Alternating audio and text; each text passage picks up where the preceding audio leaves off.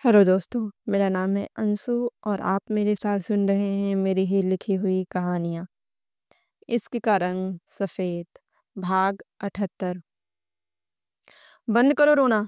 तुम्हारे साथ यहाँ फंसकर मैं भी खुश नहीं हूँ जो तुम मुझे रोकर दिखा रही हो। रोने की बजाय बाहर निकालने का रास्ता खोजो। नीरज एकाएक चिल्ला उठता है। धानी डर से कांप जाती है। उसका रोना और तेज हो जाता है। नीरज एक नज़र देखकर गुस्से से अपने बालों को हाथ में फंसा लेता है। ओ गॉड, मैं कहाँ फंस गया हूँ। धीरे धीरे रानी धानी का रोना और तेज होता जा रहा था। या तो वो दरवाजा पीटती थी या फिर रोती थी। बाहर डीजे की आवाज़ का इतना शोर था कि उस कमरे की बाहर की आवाज़ कोई सुन ही नहीं रहा था। और वैसे भी बुआ जी बरामदे पर बैठी हुई थी पहरेदारी के लिए। सब आंगन में बैठकर शादी देख रहे थे। कोई भी उधर जाना चाहता तो बुआ जी उसे कोई ना कोई बहाना बनाकर जाने नहीं देती थी। सबको कहती थी कि सानी का जश्न हो रहा है और उन्होंने अंदर किसी को भी जाने से मना किया है। तुम प्लीज रोना बंद कर सकती हो? खा नहीं जाऊंगा मैं तुम्हें जो इतना डर रही हो। एक तो ये विंडो के बाहर कूलर लगा रखा है, यहाँ से भी किसी को बुला नहीं सकते हैं। फोन फोन कहाँ है मेरा? नीरज जल्दी से अपने फोन को खोजता है, लेकिन कहते हैं ना, जब मुसीबत आती है तो चारों तरफ से आती है। उसके फ़ोन में जिस कंपनी का नेटवर्क था उसका नेटवर्क बिल्कुल भी गांव में नहीं आ रहा था। नेटवर्क तो उसकी गाड़ी से ही गायब हो गई थी, जिस वजह से उसे इतनी परेशानी भी होने पड़ी थी। फ़ोन में ज़रा सा भी नेटवर्क नहीं था। उसके फ़ोन में आधे रास्ते यानी कि बाद ही नेटवर्क आना बंद हो गया था। What the hell is this? कुछ भी काम का नहीं है यहाँ पर। नीरज अपने गुस्से से फ़ोन को बिस्तर पर फेंक देता है। पता नहीं मैं क्यों आ गया यहाँ पर। क्या करूँ मैं, क्या करूँ? धानी सहमी हुई एक कोना पकड़कर बैठी हुई थी। रोना समय के साथ बढ़ता जा रहा था। नीरज तेजी से इधर उधर घूम रहा था। एकाएक उसका ध्यान धानी पर जाता है और एकदम से वो हवा के झोंके के साथ उसके सामने खड़ा हो जाता है। धानी डर से दीवार से चिपक जाती है। रिलैक्स, खा नहीं जाऊंगा तुम्हें, प्लीज़ ये रोना बंद करो, मुझे रोने से इरिटेशन होती है। रानी धानी एकाएक रोना बंद कर देती है। अब वो बस तेजी से ही चक रही थी। तुम्हारे पास फ़ोन है? तुम तो यहाँ की हो ना, तुम्हारे फ़ोन में नेटवर्क भी अवेलेबल होगा। जल्दी से किसी को फ़ोन मिलाओ ताकि बाहर निकल सके हम। धानी नाम में सर हिला देती है। क्या? तुम्हारे पास फ़ोन नहीं है? धानी वापस से नाम में सर हिला देती है। Damn it! नीरज दीवार पर मुक्का जड़ते हुए बोलता है। धानी फिर से हिल जाती है। नीरज एक बार और दरवाज़ा खटखटाते हुए सबको आवाज़ लगाता है, लेकिन उसका आवाज़ सुनते भी वहाँ पर कोई उपस्थित नहीं था। रूम में पानी का बोतल पड़ा हुआ था। सबसे पहले पानी खोलकर पीता है ताकि उसका दिमाग ठंडा हो सके। दूसरी तरफ आंगन में अब आप दोनों फेरे के लिए खड़े हो जाइए। शरद और ईशानी खड़े हो जाते हैं। शरद ईशानी को पीछे से बाहों में भर लेता है। खा पी कर सभी बारात सोने के लिए चली गई थी और फिर से आवाज़ लगाकर ईशान को बुलाया जाता है। उसके हाथों से खील की थाली पकड़ा दिया जाता है। वो मुट्ठी भर भर कर ईशानी के हाथों में रखता था और शरद ईशानी का हाथ हिलाते हुए खील जमीन पर बिखेरते हुए फेरे ले रहा था। और सातों फेरे में शरद पीछे ही रहता है। आराधना जी एक कुर्सी पर बैठी हुई थी। अभी वो शरद और ईशानी की जगह नीरज और धानी को इमेजिन करने लगी थी। कितने सुंदर लगते ना दोनों की जोड़ी, ठाकुर जी। पता नहीं क्यों वो बच्ची मुझे नीरज के लिए इतनी पसंद आ गई है, लेकिन वो तो कभी मेरा बात मानेगा ही नहीं। कितने सुंदर लगते दोनों साथ में। बस कान्हा जी एक मौका तो दीजिए।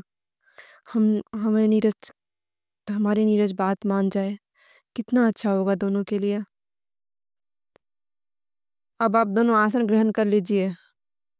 पंडित जी की आवाज़ सुनकर आराधना जी अपने होश में आती है और फिर से सामने देखने लग जाती है।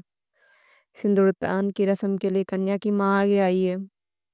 सुशीला जी आगे आती है, अपने आंचल से ईशानी का चेहरे को ढक देती है। दुल्हन अपने सिंदूरदान की रस्म कभी नहीं देखती है। माँ आंखों के आगे आंचल से ढक देती है ताकि सिंदूर भरते वक्त गिरे तो वो उनके आंचल में समा जाए, धरती पर ना गिरे। शरद को सब खड़ा कर देते हैं। बैठकर सिंदूरदान की रस्म नहीं होती है। उसके हाथों में एक जंगल के जैसा कुछ पकड़ा देता है, जिसे आम भाषा में साउन कहा जाता है। उस पर सिंदूर चढ़ाते हुए ईशानी का मांग भरना था। बड़ी भाभी एक लकड़ी की कंघी से उसके बालों का बीच का मांग निकालती है। ये भी एक रस्म होता है। उसके बाद ईशानी के माथे पर घी लगाया जाता है। पीपा सिंदूर जो कि ऑरेंज कलर का होता है, वही शरद को बड़े से लकड़ी के बॉक्स में से मिलता है। जैसे जैसे सब कह रहे थे, शरद उस साउन पर सिंदूर चढ़ाते हुए ईशानी के मांग भर रहा था। ऐसे 5 या 7 बार उसे करने के लिए कहा जाता है। अब दुल्हन खड़ी हो जाइए और ध्रुव तारा को देखते हुए अपने पैर पत्थर पर जमा लीजिए। वहाँ पर एक पत्थर रखा गया था जिस पर ईशानी को अपने पैर का अंगूठा रखना था और शरद को उस अंगूठे को नीचे करना था। ऐसा 3 बार करना था। कहते हैं इस रस्म से ये पता चलता है कि दोनों पति पत्नी ध्रुव तारा की तरह अटल रहेंगे और पत्थर के समान स्थिर रहेंगे। अब मंगलसूत्र पहना दीजिए। दोनों बैठ जाते हैं। शरद मंगलसूत्र उसके गले में पहना देता है।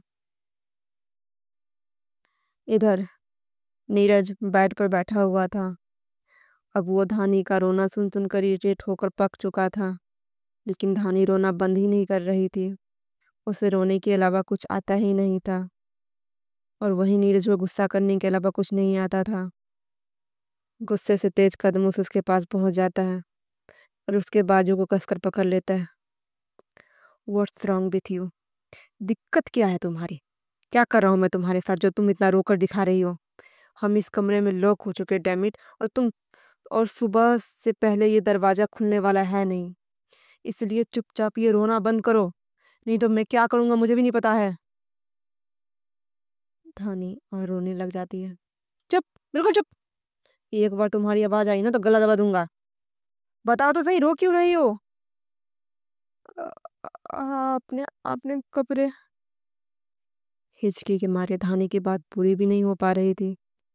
नीरज का ध्यान अब अपने ऊपर चला जाता है, तो अभी भी उसके शरीर पर कोई कपड़ा नहीं था, बस ट्राउजर के अलावा। मैं कपड़े पहन लूंगा तो तुम रोना बंद कर दोगी? धानी कुछ जवाब नहीं देती है। रुको। नीरज तेजी से जाता है और अपना सूटकेस खोलते हुए एक शर्ट निकाल कर पहन लेता है। ये लो, पहन लिए कपड़े। और ये लो, एक और पहन लिया। नीरज एक बेस कोट भी निकाल कर भी पहन लेता है। अब मुझे तुम्हारे रोने की आवाज नहीं आना चाहिए। रानी धानी बस हिचकते हुए उसे देखे जा रही थी। अब धानी उसे क्या बताती कि कल उसकी क्या दुर्दशा होने वाली है। पता नहीं कल क्या होगा। वो अपने फौजी साहब को क्या मुंह दिखाएगी, अपने ससुर के सामने अपने सच्चाई का प्रमाण कैसे देगी। दिमाग में हजारों तरह की बातें चल रही थी, जो बस उसकी आंखों से आंसू बनकर निकल रहे थे। अपने मुंह को हाथों से दबा लेती है ताकि आवाज नीरज तक न पहुंचे। सरकते हुए उसी कोने में बैठ जाती है। इधर सुबह के 3 बज गए थे। ये घड़ी सबको आंख बंद करने पर मजबूर कर देती है। नीरज सोचते सोचते बेड पर ही लुढ़क जाता है। कई घंटों का सफर था, वो थका हुआ था, इसलिए वो सो जाता है। धानी भी रोते रोते अपने घुटने में सर देकर सो जाती है। दोनों की नींद एक तेज दरवाजा पीटने की आवाज सुनकर खुलती है। शादी ब्याह के रस्म खत्म होते होते सुबह के 6 बज जाते हैं और ईशान अपना सामान पैक करके सबसे विदा लेने के लिए तैयार हो जाता है। ईशानी उसके गले लगकर रो पड़ती है। रो क्यों रही हो? अब तो तुम्हारे नखरे उठाने की सरत जी है ही। भाई इतनी जल्दी क्यों जा रहे हो आप? ईशानी बहुत मुश्किल से छुट्टी मिली है اور آج کے دن مجھے ہر حال میں رپورٹ کرنا ہے. Please try to understand. میں آ گیا نا تمہاری شادی پر. میں جلدی ہی تم دونوں سے ملنے بھی آؤں گا. کہنے کی تو ضرورت نہیں ہے سرت جی، لیکن پھر بھی اس کا خیال رکھیے گا. ہاں میں پورا دھیان رکھوں گا، تم چنتا مت کرو. ایسان سب سے ودا لے کر چلا جاتا ہے. اروند جی، آرادھنا جی، گووند جی، بھاونا جی، وہ سب بھی نکل جاتے ہیں. ہم لوگ بھی نکلتے ہیں سمدھی جی. بہو کی سواگت کی تیاری بھی کرنی ہے. ہماری بھی کچھ رسمیں ہوتی ہے. ہاں ہاں، بس کھیر کھلانے کی رسم کے بعد بدائی ہو جائے گی. ٹیا، اتل، تم دونوں کو رکنا ہے. نہیں بڑے پاپا، میں بھی چلتی ہوں آپ لوگوں کے ساتھ. ریا تھک گئی تھی اور اسے سونا تھا. میں رک جاتا ہوں، یہ دونوں اکیلے ہو جائیں گے. اتل وہاں رکنے کے لیے کہتا ہے. سب کو بدائی دی جاتی ہے اور سب ودا ہو جاتے ہیں. اب سرد اور اتل ہی بچے ہوئے تھے سکسینا مینشن جانے کے لیے. دونوں بھگوان والے کمرے میں لایا جاتا ہے. وہاں پر آشیرواد لیتے ہوئے ہی کھیر کی تھالی رکھی گئی تھی. دونوں کو ساتھ میں بیٹھ کر منہ جھوٹا کرنا تھا اور وہیں سے نکلتے ہوئے بدائی ہونے والی تھی. ارے جاؤ، کوئی پانی لے کر آؤ دونوں کو ہاتھ دھونے کے لیے. دھانی، دھانی پانی لے کر آؤ. انجانے میں سشیلا جی دھانی کو آواز لگانے لگ جاتی ہے، جسے سن کر بوا جی اپنا سر پیٹ لیتی ہے. وہ سوچ رہی تھی سارا ہنگامہ ایسانی کے بدائی ہونے کے بعد کرے، لیکن سشیلا جی نے پہلے ہی دھانی کے نام کا شور مچا دیا تھا. ان کے دماغ سے اتر گیا تھا. ہاں چاچی جی، دھانی دکھ نہیں رہی ہے کہیں. رات سے کہیں نہیں دکھ رہی ہے. چھوٹی بھابھی دھانی کو یاد کرتے ہوئے پریشان ہو گئی تھی. کہاں گئی؟ وہ ٹھیک تو ہے؟ سرت پریشان ہو جاتا ہے. ایسانی، تمہاری بھابھی ایک بار بھی ہمارے سامنے کیوں نہیں آئی؟ انہیں دقت ہے مجھ سے کیا؟ سرت کو اب دھیان آتا ہے کہ دھانی ایک بار بھی اس سے ملنے تک نہیں آئی تھی ابھی تک. اب ایسانی کیا بتاتی کہ سب نے اسے منع کر دیا ہے اس کے سامنے آنے سے. کیا ہوا؟ تم کچھ بول کیوں نہیں رہی ہو؟ نہیں، وہ ممی بھابھی کو بلائیے نا، وہ بھی سرت جی سے مل لیں گے. ایسانی مسکراتے ہوئے بولتی ہے. ہاں ہاں، ہم ابھی بلاتے ہیں. مہوا جاؤ دھانی کو لے کر آؤ. مہوا گھر کے کام کرنے والی نوکرانی تھی. وہ جا کر پورے گھر میں دھانی کو ڈھونڈ آتی ہے. کاکی، بودی بھابھی تو کو پتا ہی نہیں، ہم پورا گھر میں ڈھونڈ آئے ہیں. ایسے کیسے پتا نہیں ہے؟ کہاں چلی گئی؟ بوا جی بولتی ہے. لگتا ہے ابھی ڈھونڈا پھور کرنا پڑے گا، ہم کھوج کر آتے ہیں. بوا جی ادھر ادھر کھوجنے کا ناٹک کرتے ہوئے ایک چکر لگا آتی ہے. دھانی غائب ہو گئی تھی، یہ بات پورے گھر میں پھیل گئی تھی. باہر کیلاش جی بھی پریشان ہو گئے تھے کہ اچانک سے وہ کہاں غائب ہو گئے. یہ بودھی تو کہیں نہیں مل رہی ہے. بوا جی کی بات سن کر سرد حیران ہو جاتا ہے. بودھی؟ آپ لوگ بودھی کسے کہہ رہے ہیں؟ وہ اس کے بھابھی کا نام تو دھانی ہے نا؟ نہیں نہیں، ہم لوگ اسے پیار سے بودھی کہتے ہیں جمائی بابو، ہم لوگ پیار سے بودھی کہتے ہیں. اوہ، تو وہ کہاں گئی ہے؟ پتا نہیں، ہم تو سب کمرے میں ڈھونڈ لیے ہیں، بس ایسانی کے جیٹھ والا کمرے کو چھوڑ کر. سرد حیران اور پریشان ہو جاتا ہے. یہ کیا کہہ رہی ہیں بوا جی؟ ہاں جمائی بابو، ہم پورا گھر میں اس کو ڈھونڈ لیے ہیں. آپ کے بھیا نے کہا تھا نہیں اٹھانے کے لیے، اس لیے ان کے کمرے میں نہیں دیکھے ہیں. آپ لوگ غلط سوچ رہے ہیں، میں انہیں اٹھاتا ہوں. اب بتائیے کون سا کمرہ ہے ان کا؟ سب سے آخری والا جو ہے. بوا جی نے جا کر چالاکی سے پہلے ہی دروازہ کھول دیا تھا. سرت جا کر دروازہ پیٹنے لگ جاتا ہے. دروازے کی آواز سن کر دونوں اٹھ جاتے ہیں. نیرج تیزی سے دروازے کی طرف بڑھتا ہے. دھانی بھی اٹھتے ہوئے دروازے کی طرف بڑھتی ہے. تبھی اس کے پیروں میں ساری کا پلہ پھنس جاتا ہے اور دھانی منہ کے بل گرنے والی ہوتی ہے. لیکن نیرج وہیں سے گزر رہا تھا تو وہ اسے سنبھال لیتا ہے. अरे जमाई बाबू, दरवाजा तो खुला हुआ है, पीट काहे रहे हैं? बोलते हुए बुआ जी दरवाजा पूरी तरह से खोल देती है। अंदर का नजारा देखकर सब अपने मुंह पर हाथ रख लेते हैं। गिरने की वजह से धानी के सर पर से साड़ी हट गई थी। नीरज ने उसे कमर से पकड़कर संभालने की कोशिश किया था और धानी के दोनों हाथ उसके सीने पर थे। नीरज और धानी एक दूसरे को देखने की बजाय दरवाजे की तरफ देखते हैं और दरवाजे पर खड़े उन लोगों को देखकर आंखें फाड़ रहे थे।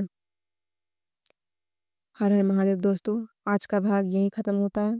कल नए भाग लेके जल्दी ही हाजिर होती हूँ। Thank you.